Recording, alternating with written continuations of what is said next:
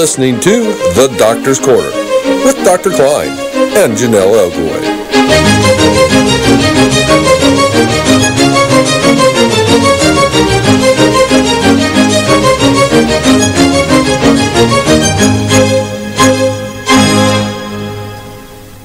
Good evening and welcome to The Doctor's Corner on Call 360 Network. I'm your host, Janelle Elgaway, along with Dr. Klein. Welcome, Dr. Klein. How are you this evening? I'm just dandy. Good. Well, tonight, if you have questions or comments for Dr. Klein on anything related to health or wellness, or anything you haven't felt comfortable enough to ask your personal doctor and want answers to, please call in and ask Dr. Klein. You can call in at 415-915-2291. You can also chat live with our audience on the YouTube channel, Conspiracies Against Wellness livestream.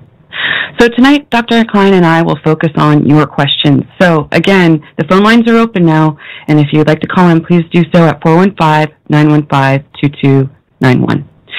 So, Dr. Klein, is there anything new or major that's been happening within the health community in the past week that we all need to know about?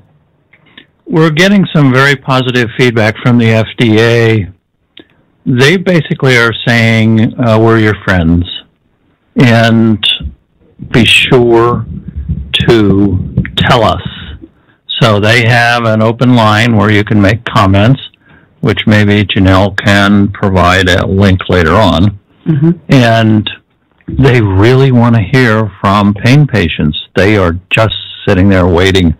I heard from another government official, how do you get things done in the government? They be sure to put your comments on the comment lines when they open them up for hearing what you have to say. He said they all listen and read everything. So get on the line, just tell your story briefly. It doesn't have to be extensive. Just say, I have this particular disease. I was doing fine on medicines. Now I'm cut off my medicines. People are establishing limits. This is what the FDA wants to hear, because the CDC has no right to even whisper about putting limits on prescription drugs. It is not their job, and it is not in their mission statement. When federal agencies are set up, they're given missions, and they do what is on the mission. You know, if you're in the agriculture department, your mission is not to build the rockets.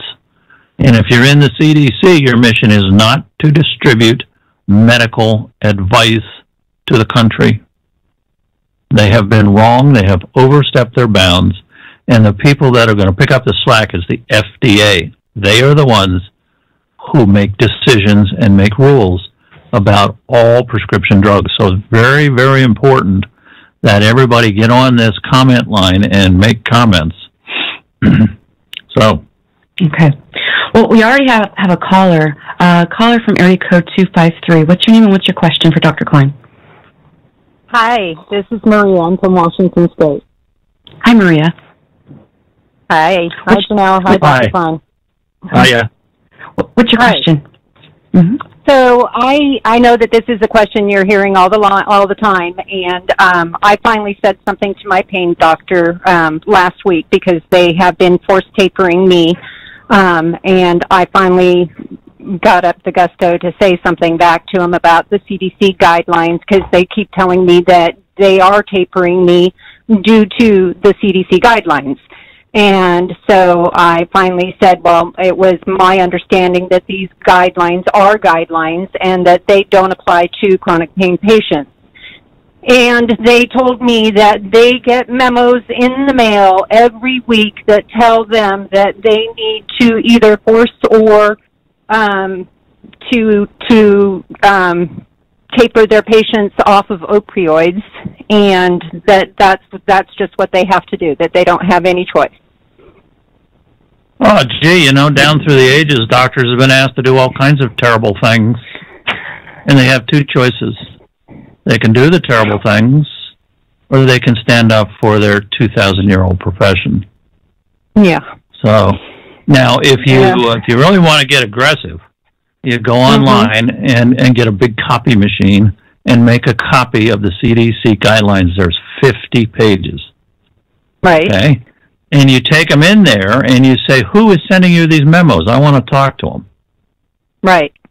And they may be getting memos from their bosses. You know, the problem is when doctors sign up and get a paycheck, they got to do what the boss says. So then you can take these guidelines up to the boss and say, where does it say in here? You're harming me. Do you know what harm means in the practice of medicine? It means malpractice. Right. You tell the bosses that. And you cannot make up phony rules that harm people and then expect to get away with it. You know, suppose I was in my office and I said, oh, you know, I don't think I should treat these sore throats with penicillin, these strep throats. You know, how about these herbs? I'll just give you this garlic bag to put around your neck. So the person gets kidney disease from the strep throat or rheumatic heart disease, which is why we treat strep throats, by the way, is not for the strep throat, it's to prevent the complications. So then I go before the board and I say, well, you know, I just made this up. How far do you think that would get before a jury? We need to really fight back. This is a horrible, horrible thing. It's the worst thing I've seen in my 4 decades of practicing. And I'm sorry, I will not defend any physician who says, oh, you're telling me to do something unethical? No problem, because you're paying me. Give me a break. Yeah, they just keep reiterating the guidelines over and over and over and over again, and that's every single time I go in. Every month I go in, my blood pressure's gone up, and I've lost 70 pounds over the last 11 months because I'm in pain, and they keep saying, we're sorry, and we don't want to do this to you, but the guidelines say we have to do it, so... No, yeah, that's why, you know, go down to Kinko's and you drag them in there in a big notebook. Here's 50 pages. Where is it say that? Yep. So I have one more question for you. Yep. Yeah. I have a pain pump, and I was wondering, and they haven't said anything about this, but I was wondering if you knew, as far as the MAE goes on the daily MAE, do they include the medication that's in your pain pump, or is that just oral and the physical medications that you take yourself? Oh, that's a good one. I do not have an answer. I don't know. Yeah, I was wondering if anybody had an answer to that question. It's delivered in a different way. The MME system, by the way, is very inaccurate. Very inaccurate. And it's very dangerous. You know, okay. Yeah.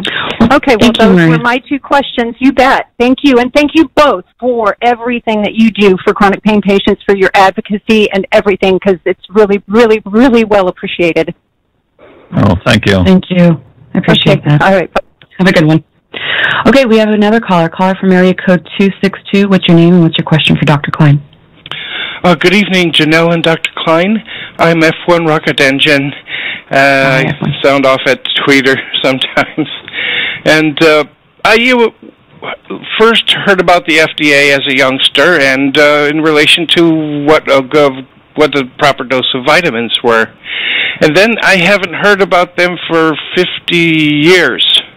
Until now, while we're begging them to recover pain medicine, strong pain medicine. Dr. Klein, I don't know if it's off topic too much, but what are some of the famous landmarks of the FDA over the years? I really don't know. I understand. I haven't heard much about them. I don't know what sort of. The FDA is basically in charge of all drugs, whether they're across the counter or prescription. That's their job.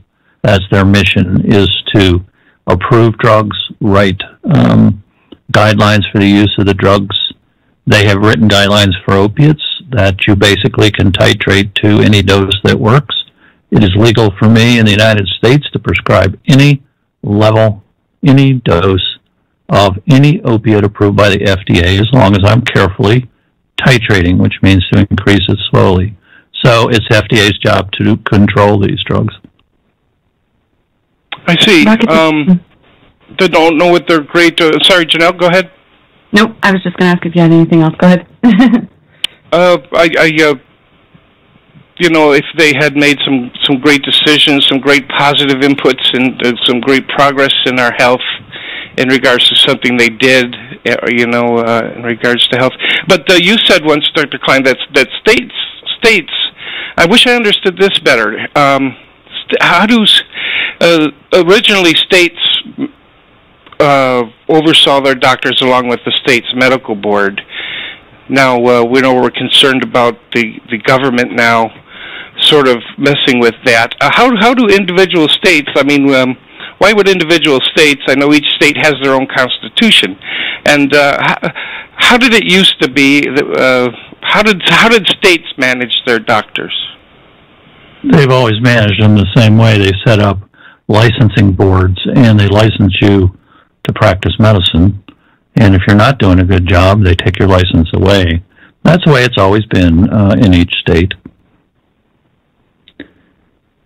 Yeah, and some states are different from others. Yeah, each state sets up their boards the way they want. Their boards. All right. Yeah. I understand. Thanks, everybody. Good night. You're welcome. And also, if people have questions that they feel are anonymous, it's okay not to provide your name.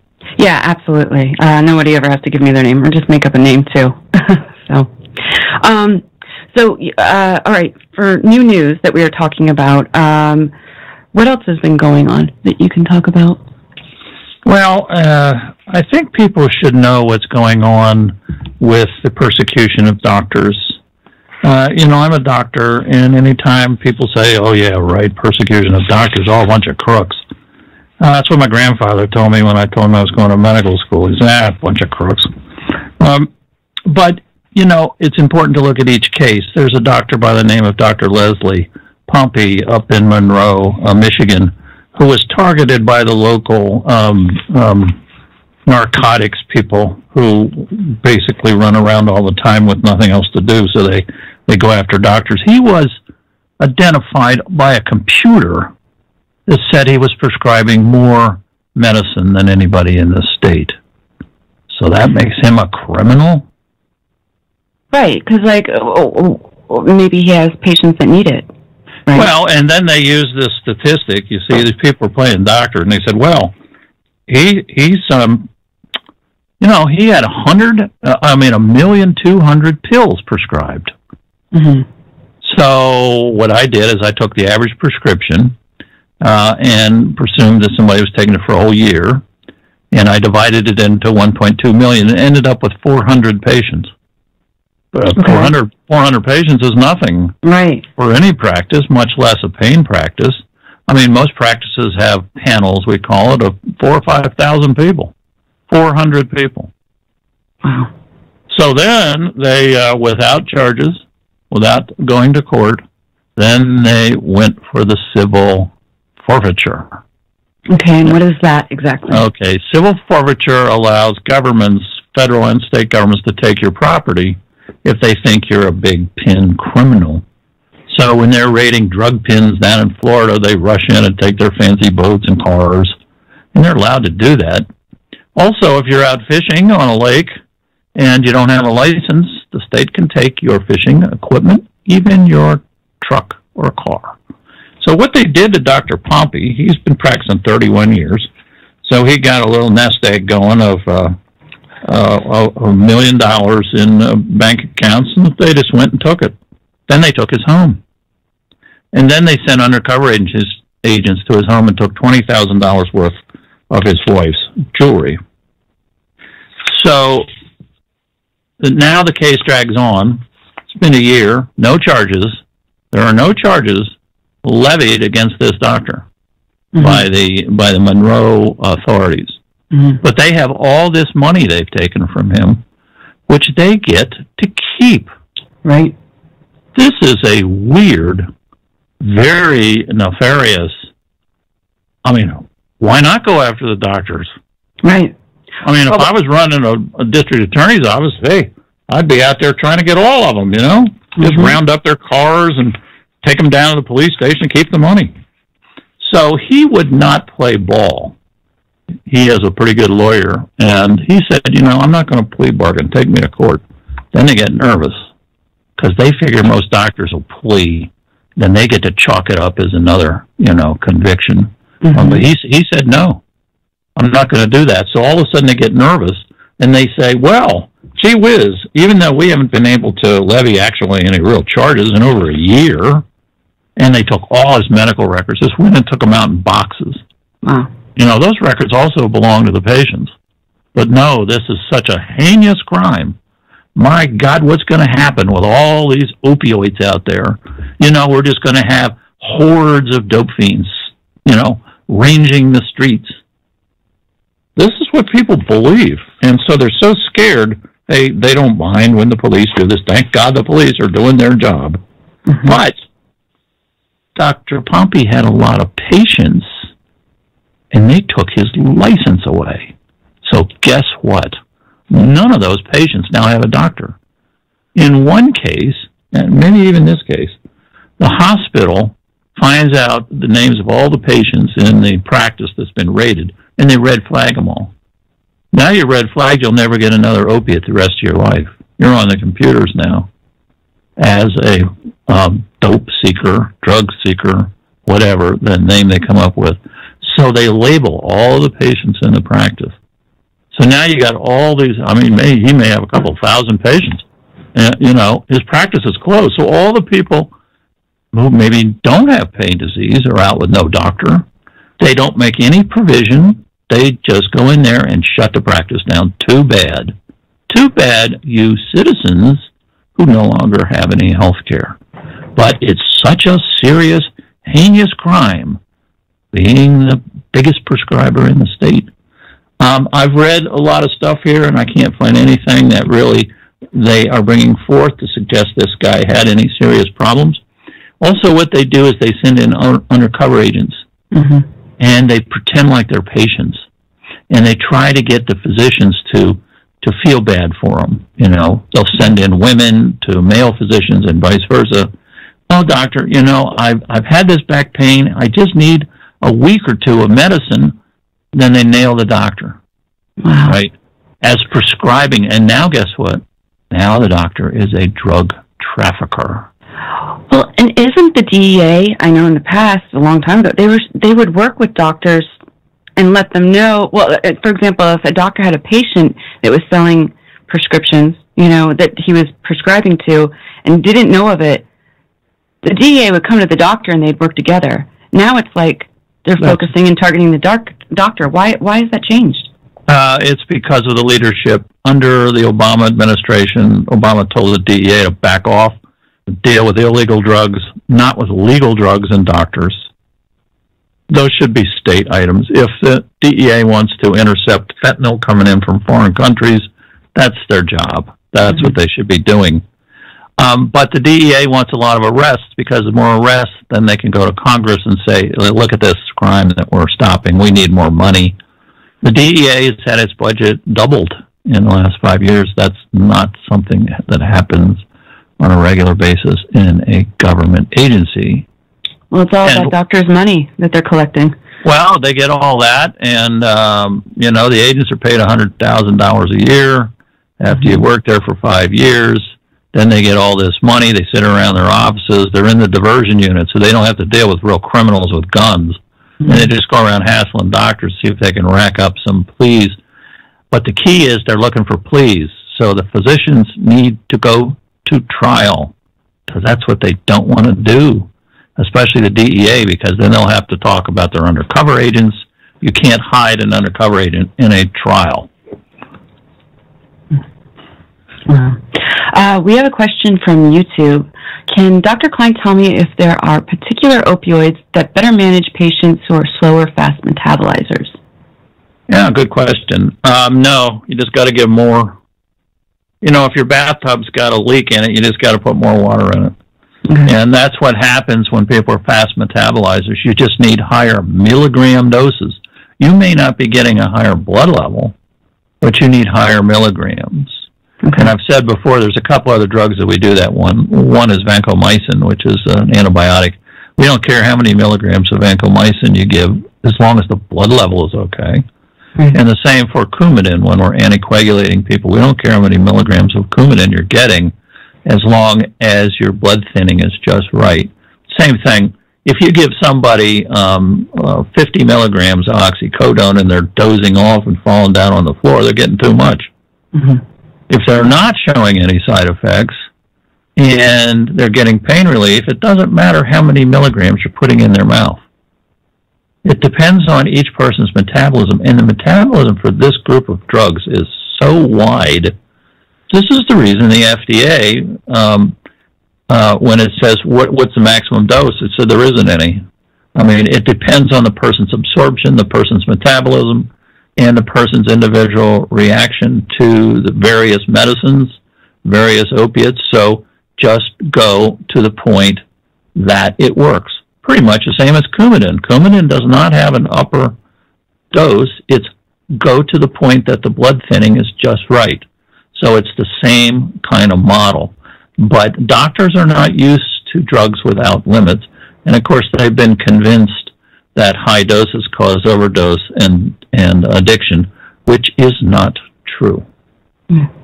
Another question from YouTube from Laura Polk. When exactly did they start implementing these CDC guidelines and tapering? CDC guidelines came out 2 years ago, March the 15th, 2016. And in that 2 years, the fallout has been astronomical. Mm-hmm. Christine Horn from YouTube asks, how can CDC claim 90 MMEs? They made it up. Okay. They used what was called a contextual evidence review, which is a euphemism for we just gave our opinions and sat around a room and made it up. How did they get doctors, though, to agree? Or, I mean, wouldn't a doctor know by reading these guidelines before they put them out and saying, like, we don't agree with these? Or did they not even ask doctors? They didn't even ask. We always believed the CDC, and they tricked us. They tricked us by using their good offices. We always thought the CDC, when they were warning of an epidemic of Zika virus or influenza, they knew what they were doing, and we listened. So they tricked us because they've got nothing to do with opioids or opiates or narcotics. Matter of fact, if I don't know if they put anything on there, but when the guidelines came out, I quickly went to their website. Guess how much information is on there about opiates that they have written a 50-page guideline for? There was nothing. Wow. Zero. So, all right, the CDC, though, is all about stats, information research. What's going on? Why isn't there any information or research going on here? Well, they still collect data. Their job is to be data collectors, to watch for epidemics. Epidemic is a sudden rise in the number of cases with a potential for death or serious harm. So they keep track of the number of cases of influenza, and they start increasing, and then they put out a warning. Okay, they're increasing, they're coming. So now we're in an epidemic, and you read that in the news. In December, we're having an epidemic. Get out there and get your shots.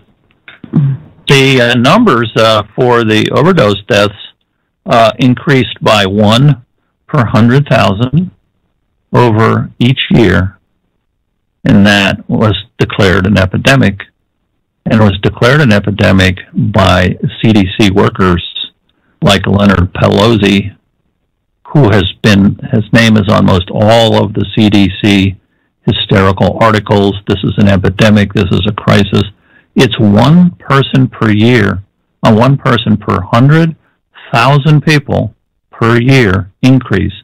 It did not start in 1999. 1999 was the first year CDC kept records. I have charts that go back to 1970. Lo and behold, every year the overdose death rate went up slightly.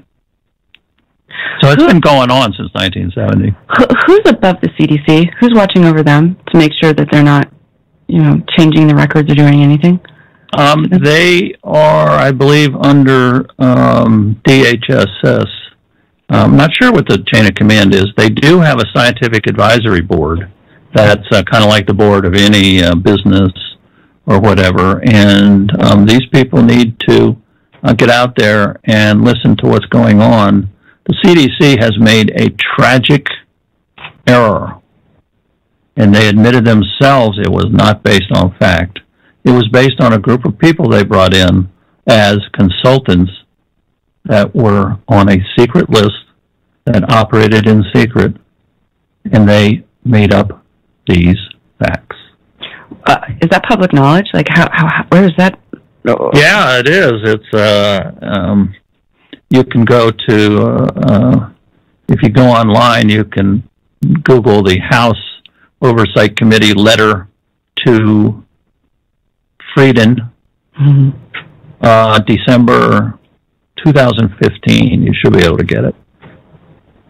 Okay.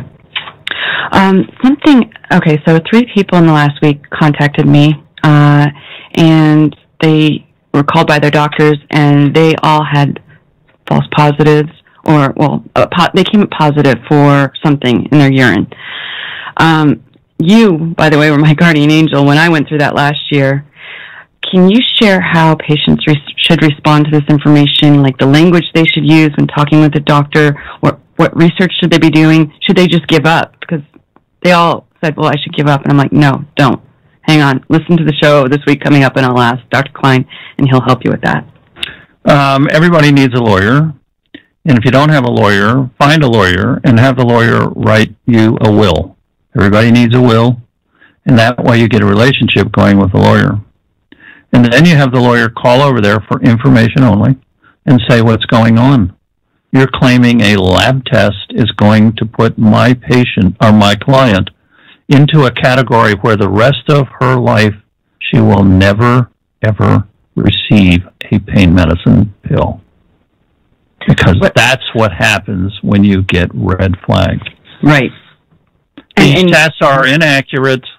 You can challenge the tests, and they probably don't want to yield because it's much easier to put you on a red flag list. Then they won't get into trouble with the principal.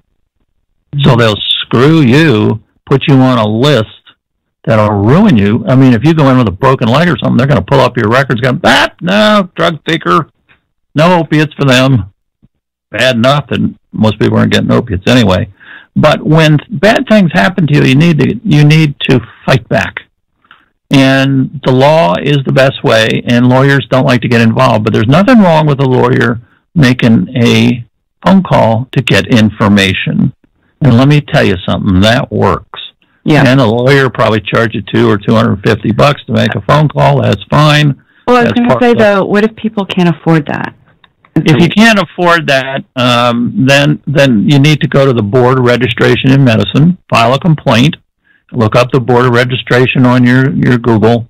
It'll have a little button there to file complaints and say, I have been now labeled the rest of my life as a person who's not going to receive opiates because of a lab test that was done in Dr. Jones' office, and name the physician. And I can assure you that it is a false positive or false negative test, depending on how they're interpreting it.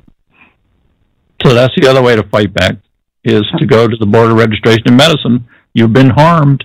It's negligence when a doctor takes a false lab study and then does something, treats you or doesn't treat you.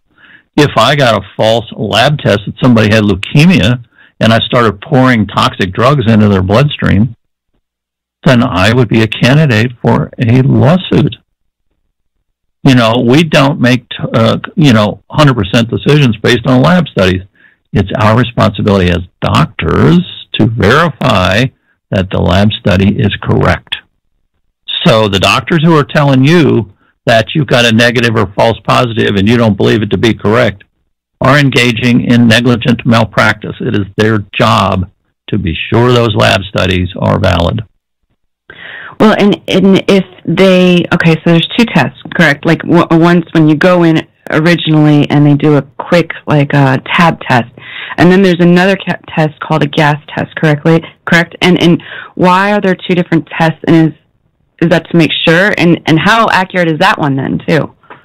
One's a screening test. That's the one they do in the office and make a lot of money on. And the gas chromatography is what we call the gold standard. It is very accurate, but very expensive. I've heard $1,600 or something to get a test. So, I mean, you could verify a false positive or false negative with gas chromatography tests, which you could request. And if they refuse, just go to the Board of Registration in Medicine. This is not proper practice of medicine. And people need to have their feet held to the fire because there's a severe consequence. If you are labeled a drug seeker, you're not going to ever get pain relief. My God, what a sentence that is.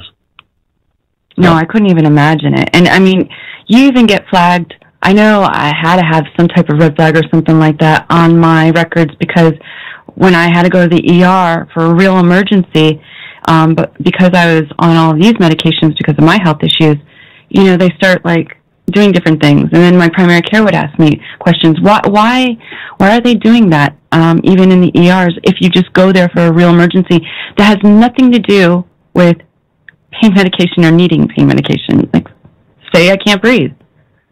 Yeah, no, it's the worst thing in this country to be on opioids because the word opioid has now been turned into the devil pill. Yeah. The heroin pill.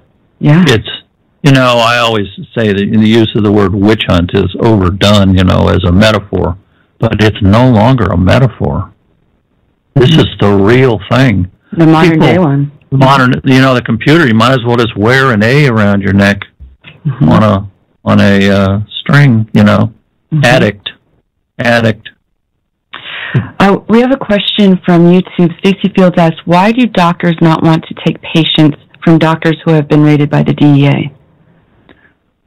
Because the patients are all tainted by the devil. I mean, they're all possessed by the devil. They wouldn't have been going to the pain doctor in the first place, and they're probably radioactive. And you just need to stay away from them, you know. God forbid you should bring them into your practice. Can you imagine what would happen? Good heavens, they would contaminate everybody in the waiting room. Yeah. Yeah, that's the view. Terrible.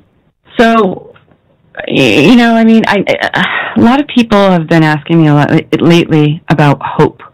They are losing hope, because, and this is patients, because they're hearing all this negative stuff. What hope do we have? You know, they're afraid. I used to always tell my patients, no matter what you have, you can hope and cope at the same time. And a lot of people don't think you can. But the biggest hope is what's going on in Canada. The British, now in Canada they have provinces, 11 or 12 of them. Each province has its own medical board called a college. It's basically like a state medical board. And they determine what goes on in the entire province. There's also a national policy, but the states or the provinces really take precedent. The colleges have been giving people a hard time, just like the boards here.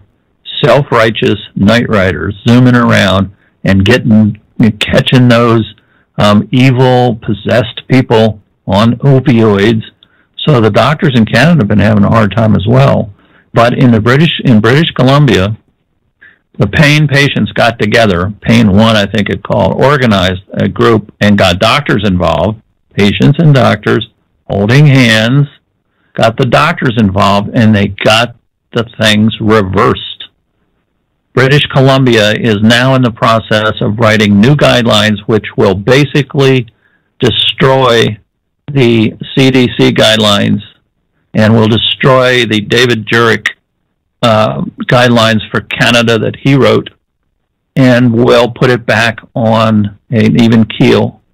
They will require that practices not discharge people because they're on opiates, and that they are going to be required to treat everyone to a full titrated dose. It's a huge reversal of the wildfire that was set by the CDC, the physicians for responsible prescribing, the guidelines that suddenly reversed their stance in Canada, written by 4 people who had absolute control over the guidelines and their writing. Wow, I didn't realize that it was that bad up there, too. So what is that going to do for the United States, doctors and patients? Will we follow that?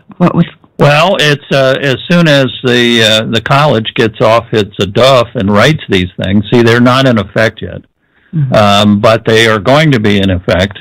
And once that happens, once the CDC falsehoods are finally repudiated, it's going to improve things all over. It's going to take the wind out of the sails of the DEA. I mean, if everybody is being treated, you see, the assumption is that if you treat too much, you're going to create addiction, and addiction leads to overdose deaths. And that's not true.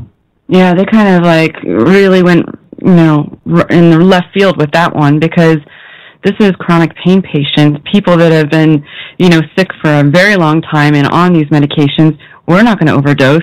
We're not going to become an addict suddenly. So why are they focusing so hard on doctors and patients? Because they're afraid. Yeah, they're afraid. They're afraid of the infiltrating dope fiend mentality, immorality, possessed by the devil, that these got to be the world's worst drugs. And it goes all the way back to 1912 with these, proclamations of the horrors of opiates. And it's just a bad thing. It's been wrong. Yeah. We've had it wrong, all this time. We've had it wrong about people with AIDS. We've had it wrong about people in the gay and lesbian community. We've had it wrong about minority groups. We've had it wrong about American Indians. The puritanical culture that believes in purity and abstinence is still running the show. Mm-hmm. A question from YouTube. Stacy asks, my symptoms are spiraling out of control since I'm always chasing pain. Is there anything I can do about that? Because she has been lowered below the 90 MME. Well, I read an interesting tweet the other day. A person who was suicidal called the suicide line at the VA. And the poor woman at the VA on the suicide hotline said, what you need is more medicine. And she said, you're not the only one calling in, let me tell you. And she said, I'm just so sorry, there's nothing I can do. Suicide prevention for people in pain is pain medicine. Pain medicine is suicide prevention. Mm-hmm. So when spiraling pain, there's nothing you can do. You need more medicine. You need to go into the doctor's office and say, I have this spiraling discomfort, and then always attach a functional loss that leaves me lying in bed. I can't get up and make coffee. I can't take care of my kids. I can't have sex. I can't get in the car and go to the store. Do you understand that, doctor? And start raising your voice. Do you understand that? And, if they become insulted or something, too bad, because if you just sit in there and they keep reducing your medicines, what are you going to do? You need to speak up as an adult. The doctors are adults. They put on their pants one leg at a time in the morning, and you need to speak to them adult to adult. What are you doing to me? Yeah. Well, this is the other thing I see this as. I feel like there's a whole bunch of new fronts that we're going to have to change. For example, first, and let me know what you think. What about doctors? Are doctors being trained and taught correctly first in medical school and then going up forward about pain medication, all of that? Do they need to learn? They need to learn. They need to have some refresher courses not written by the CDC. The CDC is writing these refresher courses and trying to convince some medical schools to oh my God, pain doesn't really exist. Just deal with it. Take a little Tai Chi, but for God's sake, don't give these drugs because they cause overdose deaths. And in fact, in talking to now 3 veteran pain management doctors, all 3 of which have had more than 30 years experience, none of them have ever seen an overdose death. So what does that mean? What that means is the CDC is taking data from the streets, people dropping dead in the streets and having autopsies, gathering up the data. So basically they have data on the addiction community who's not receiving any medical care, out in the streets, with no outreach, no community support. They die. And then they do these partial autopsies, which are very, very inaccurate. They do partial blood tests, very inaccurate, draw these conclusions. And the conclusions are what? That it's increasing every year, okay. And what are we going to do about it? We're going to do these things about it in the general population. No. If you're going to do something, you do it in the addiction community where you did the original study. If I do a study on diseases in cats, I don't assume that I can apply this to diseases in dogs. That's a fundamental principle in science. When you do a study on a particular population and the results come back, you can only apply the results to that population. Mm-hmm. If you do a study in diabetics, you can apply those results to diabetics, not to people with high blood pressure. So the CDC made a huge scientific blunder, and they know very well they did it, by taking data from street addictions and then dropping the word street and saying overdose, and then watching some articles take place over the country of kids who were prescribed opiates by their doctor and died of a heroin overdose. And that can occur, and it's the doctor's fault, but for a different reason.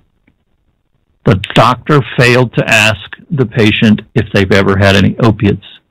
The only way you can addict is to have the gene and take an opiate for the very first time. At that point, you will have an explosion of a euphoric effect as the warning sign that you now have real type B serious addiction disease. So if doctors aren't asking that question, then they are negligent. Shelley Beans from YouTube asked, does Dr. Klein have any suggestions for when seeing a new pain management doctor for the first time? I would write up your history, like an article with little bullet points and 2 or 3 lines each. Now, I was in good health until 1940, and then here I had an MRI. I went to this doctor and I got this. This worked. This improved my function. And you give them a list ahead of time before you go in. You send it in ahead of time, and in that list, you're going to say, here are the things that did not work. Make a list of all the things that did not work. Make a list of all the things that worked and how well they worked. Make a list of drugs you've taken that had side effects, like these horrible Neurontin and Lyrica drugs, by the way, not approved by the FDA for use in general pain. Mm-hmm. Make a list of all those things on 1 or 2 pages, but the important thing is send it in ahead of time, because that way it can get into your chart. The doctor will have a chance to read it ahead of time instead of during the busy office, and then the physician can make notes on what you've submitted. I think that's a big step that will help, and also list your real diseases so you're not just in there, quote, whining about pain. You're in there because you have a painful disease, and it's causing you this discomfort, and it's causing you the loss of these functions. So it's kind of like doing your homework and, doing a theme paper, what I did during the summer, and send it in to the doc. I think that would be a big help. Okay. Laura Polk asks, can you talk about injections like ESIs, facet, RFAs, SI joint, etc., when to say no to them, doctors, to get those?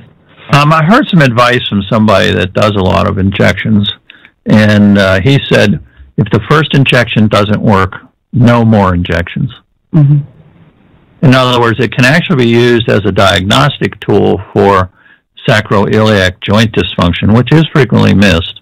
Mm-hmm. Because if you suddenly relieve the pain with an injection, then you know you got this particular diagnosis. If they want to do more injections, I think it should be with the counsel of an endocrinologist to watch out for your adrenal gland. We had a pain patient whose son was on these injections and went to the emergency room and nearly died because he went into shock. And that's what happens when you suppress your adrenal gland. Your adrenal gland is your protection against serious physical harm. It keeps your blood pressure going. It keeps your body working while you're dealing with a broken leg or an automobile accident. But if that doesn't come into play, you're in deep doo-doo. Mm-hmm. And you can suppress your adrenal gland by giving steroids. So they squirt these steroids in the injections. How long do they last? Nobody knows. Probably 6 weeks, which is our cutoff for that you may be getting into trouble. So I think after one injection, any more injections, you should be consulting an endocrinologist, and they can keep an eye on your adrenal glands. Okay. We got a caller from area code 319. What's your name and what's your question for Dr. Klein?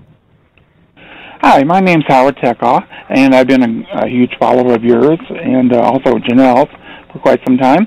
But my question is, do you think that there might be some financial backing, or influence on the CDC by PROP? In other words, PROP is definitely making a lot of money off of their addiction centers, and I'm just medications. No, I've heard that before. Dr. Kolodny actually got out of the business of the rehab centers. No, I think they believe this. People believe all sorts of odd things. This is an extremist group because not only do they not believe in pain medicine, they don't believe in pain.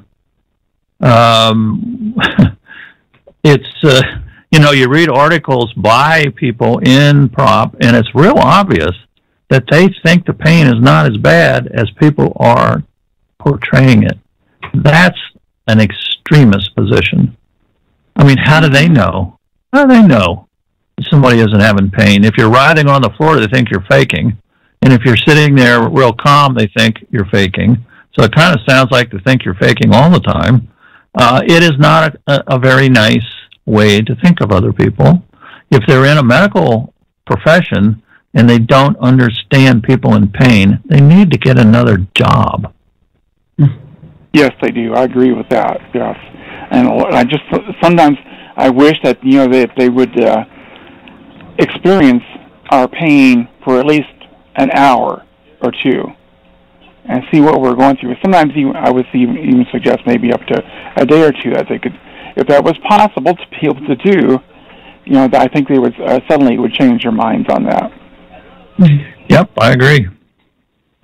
Howard, did you have any other questions? No, I don't think so. Okay. Thank you for calling in. Have a great night. Aaron Sells from YouTube asked, and I'm going to probably destroy how to say this, but does Dr. Klein know about chronic CAUDA, C-A-U-D-A, equina syndrome with neurogenic bladder and bowel? None of my doctors take it seriously. Well, here's what you do. You go to Wikipedia, which actually is a very good source, because they will give references too. Wikipedia gives references. So you can actually click on the reference and make a copy of that. So you take the little packet and you send it in ahead of the visit to the doctor and let the physician at the end of the day read it. Don't make them read it while you're there because they don't have time. And you just put a little post-it on it, say FYI, and educate the doctor so they can do it without losing face. At the end of the day in the back room with nobody looking, they can read up on it and learn. Doctors are quick studies. They just need the information. And if you supplement the Wikipedia with a couple of articles, that you can get it in their references, that would be great. So like one Wikipedia and 2 references would be perfect. Okay. I had a question this weekend. Somebody wanted me to ask you, they are on MS Contin, the ER, and then they have an IR, and they feel like their MS, they said that the generic, they could tell a difference or something. They just said that it doesn't work as well as other pain medications. Is that true? Is there something of why? They wanted to understand that a little bit more. Well, we're actually having a huge problem with variations in medications. A lot of difficulty with oxycodone, and I've had a couple of patients complaining about MS Contin. You see, it's hard to tell. if you've been on the same manufacturer. It's the manufacturer. It's on the label. It's the manufacturer of the drug. This is not what we don't prescribe the manufacturer. That's up to the pharmacist. So one that we're having a lot of trouble with for oxycodone is KVK Tech, and it'll be on the bottle. Now, the problem is if you're taking this stuff and you're having side effects and it's not working, you don't know it until you switch to another brand. So you tell your pharmacist that, gee, it seems like this MS Contin, or the short-acting is not working as well. Has there been a change in the manufacturer? And you can actually look back on your bottles. That's a good reason to save your empty bottles. But the pharmacist will have that and say, is this a different manufacturer? See, what people don't realize is that, there's a brand name drug, they have a patent and they make the drug. And then there's a generic drug that's licensed by the first drug company, but they can sell it cheaper. However, there's a lot of generic manufacturers, not just one. So there's generic oxycodone that has, 4 or 5 different manufacturers, and we're having a terrible time with some patients where it's not effective, and then they switch to another brand. Ye gods, they're getting twice the effects. Had some bizarre side effects, vision side effects. One woman was vomiting every morning, which all stopped.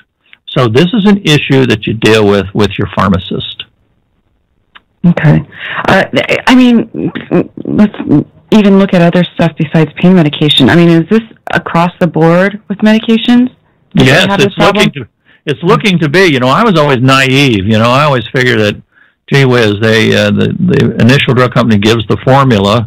That's what they do when it goes generic. They're forced to give their formula. So here's how you make it. 1 teaspoon of this and a pinch of this. And they're supposed to make it exactly the same way.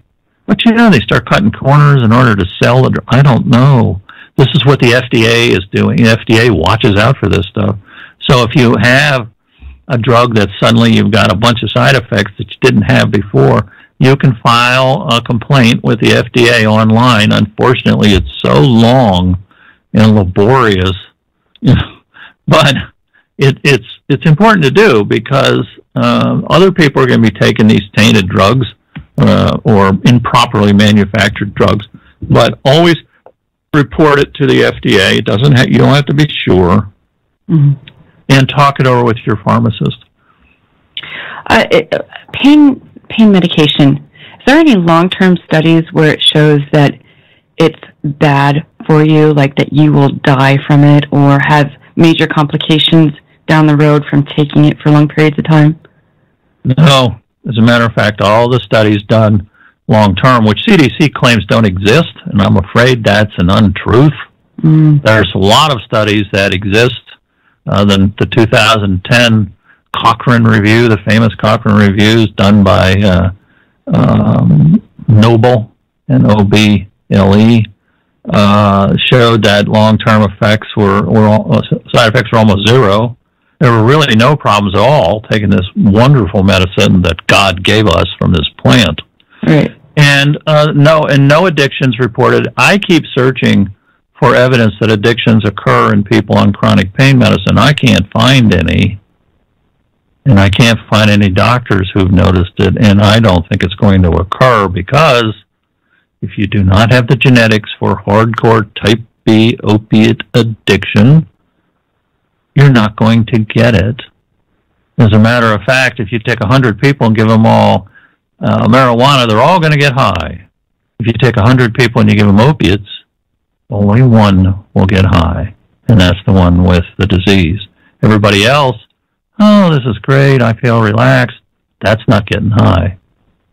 People who have smoked weed know what getting high is. And people who've taken opiates who are not addicted know very well you're not getting a high from that. So people running around trying to get highs, yes. Hardcore opiate addicts, not the general population. Well, President Trump said last year that we are in a national emergency because of the opioid crisis or opioid epidemic. And I know he said that they would give out, I think it was between $5 or $8 billion towards stuff for research and whatever whatever prop and all of them needed money to be able to do more research and stuff like that. But I know that there's been a lot of money given in the past for more research and stuff like that. Where's this research that they're supposed to be using this money for? I haven't read very much. A lot of the research done by government agencies are surveys, and they have these large tables. 13-year-old Hispanic girls in L.A. prefer this particular drug or smoke cigarettes, and then they publish these gigantic tables. I have no idea what you're supposed to do with them. I read one government report had 300 tables. Wow. And made no conclusion. They just do this year after year. There's no point to it then. there's no point that I can see as a practicing physician. Taxpayer money then, right? It's a horrible waste of taxpayer money, and there's some real simple things you can do. You can have public health nurses do outreach in addiction communities. You can set up confidential question and answer lines with addicted people, with doctors and nurses. You can put ambu bags, which are little bags you can breathe for somebody when their breathing stops. You can teach working as teams, never addict alone. Leave people alone. Let them do what they're doing, because it's not harming anyone. The dope fiends do not cause serious crime. Only people who drink alcohol cause serious crime. Right.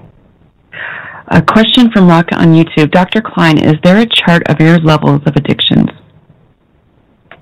Of year levels? By year, you mean? No. I don't know if he means your levels. Like, I don't know if it meant YOUR, he said. Is there a chart of your levels of addictions? Yeah, don't quite understand. You mean types of addiction or addiction occurrence? I think addiction occurrence, I think he meant. Okay. The biggest mistake made by the hysteria coming out of the CDC claiming that there's been more overdose deaths, which is true, very small number of overdose deaths, increasing only in the addiction community in heroin users, not in the general population. But what's not true is that corresponds to increased addictions. No government report that I've seen proves there's been more addictions.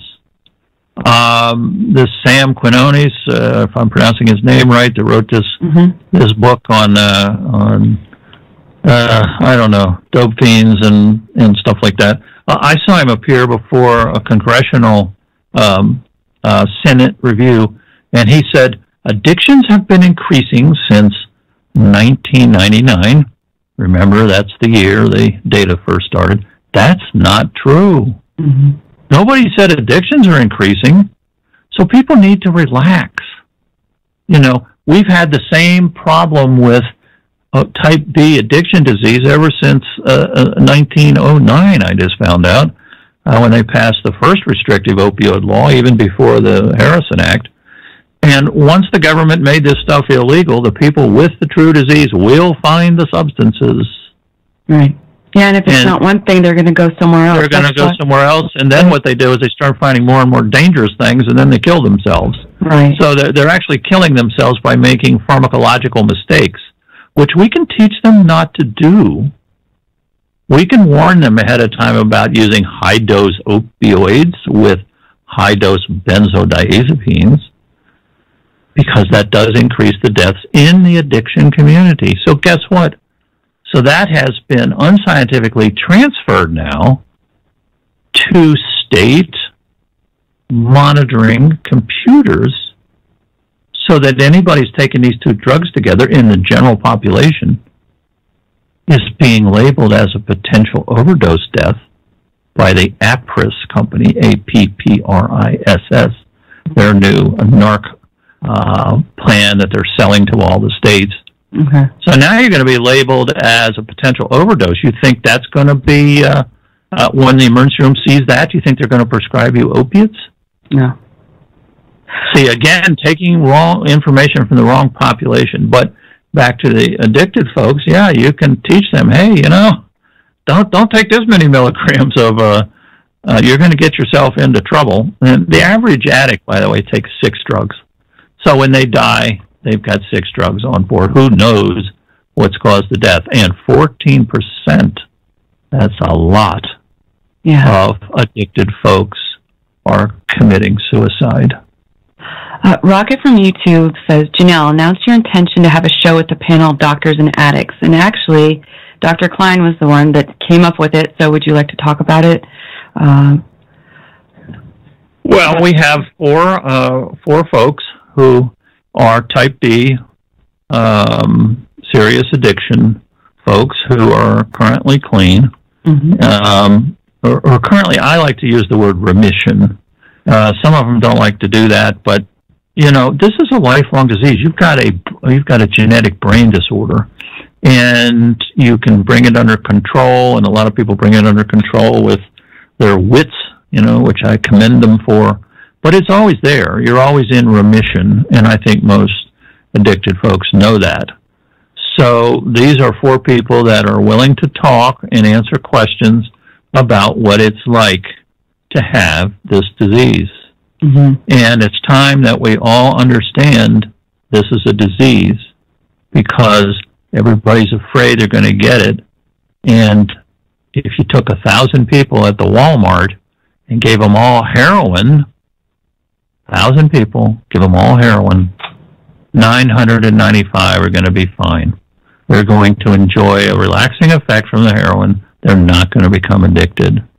5 people will become addicted if they are already not addicted. Okay. Well, Dr. Klein, did you have any last words for this evening? We need to stop being afraid. Yeah. There's nothing bad that's going to happen. If doctors warn all their young patients, have you ever had an opiate before, and then tell them, hey, if you go on a magic carpet ride, I want a phone call immediately.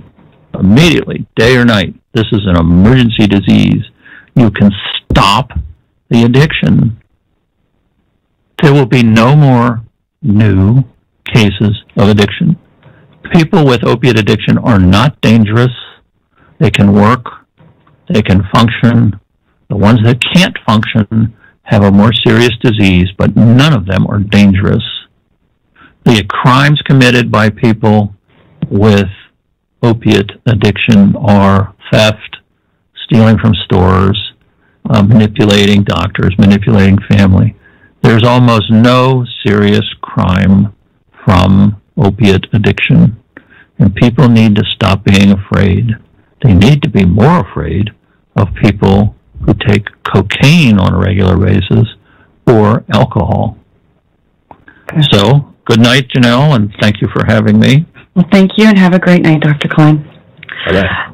Tomorrow, guest Erin Elizabeth will join us from HealthNet News. We are going to focus on her personal journey with Lyme disease, remission, and how she's been able to remain in remission, and the tireless and amazing activism work she does, and so much more. Well, thank you so much for joining us, Call Nation, on another Tuesday evening at the Doctor's Corner. I'm Janelle Ogaway, signing off until tomorrow evening. Have a good night. You've been listening to The Doctor's Corner with Dr. Klein and Janelle Elgaway. Copyright 2018 by EXG LLC. All rights reserved.